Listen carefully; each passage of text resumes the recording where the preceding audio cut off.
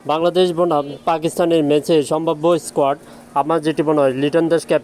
Opening হলো মোহাম্মদ সাইফ হাসান, মোহাম্মদ তানজিম তামিম, মোহাম্মদ শামীম পাটোয়ারি, জাকির আলী অনিক, নাসুম আহমেদ, রিশাদ আহমেদ, শরীফুল ইসলাম, তাসকিন আহমেদ, মুস্তাফিজুর রহমান, নুরুল হাসান সোহান।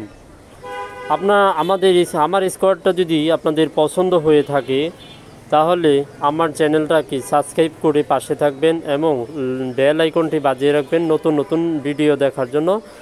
আর comment করে share করে পাশে থাকবেন। দেখেন আমাদের আজকে বাংলাদেশ বনাম পাকিস্তান ম্যাচটি অনেক গুরুত্বপূর্ণ। এটা হচ্ছে সেমিফাইনালে রূপান্তর হয়েছে। যদি বাংলাদেশ জিতে পারে তাহলে ফাইনালে যাবে, আর যদি হেরে যায় তাহলে এখান থেকে বিদায় নিতে হবে বাড়ির পথে। সবাই এই ম্যাচের দিকে তাকিয়ে থাকবে। আসলে লিটন বাহিনীরা কি করতে পারে সেটাই দেখার বিষয়। যদি লিটন বাহিনীরা ভালো কিছু করতে পারে তাহলে আশা করি ম্যাচটা জিতবে, আর না হয়তো আমাদের দল বাংলাদেশ টিমকে আবার বাড়ি ফিরে আসতে হবে। যত কিছুই পরে হোক আমাদের ম্যাচটা জিততে হবে।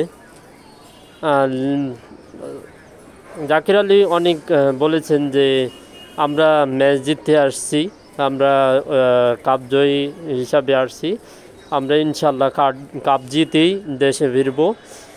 তারপরেও এই ম্যাচটা সেমিফাইনালে রূপান্তর হয়েছে। এই ম্যাচটাতে যে জিতে সেই ফাইনালে চলে যাবে। যদি পাকিস্তান জিতে তাহলে পাকিস্তান চলে যাবে, আর যদি বাংলাদেশ জিতে তাহলে বাংলাদেশ ফাইনালে চলে যাবে। অলরেডি ইন্ডিয়া ফাইনালে চলে গিয়েছে, আর এটা দেখার পালা বাংলাদেশ কি করে।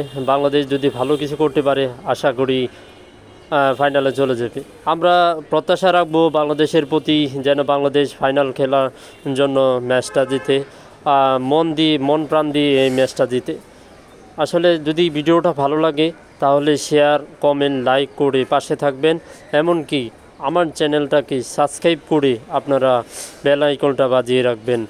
আপনাদেরকে শুভকামনা, আমাদের দেশের প্রতি শুভকামনা রইল, আমাদের বাংলাদেশের প্রতি শুভকামনা রইল। জয় হোক বাংলাদেশের, জয় হোক পুরা 20 কোটি মানুষের, জয় হোক সবার মনের আনন্দ। ভালো থাকবেন।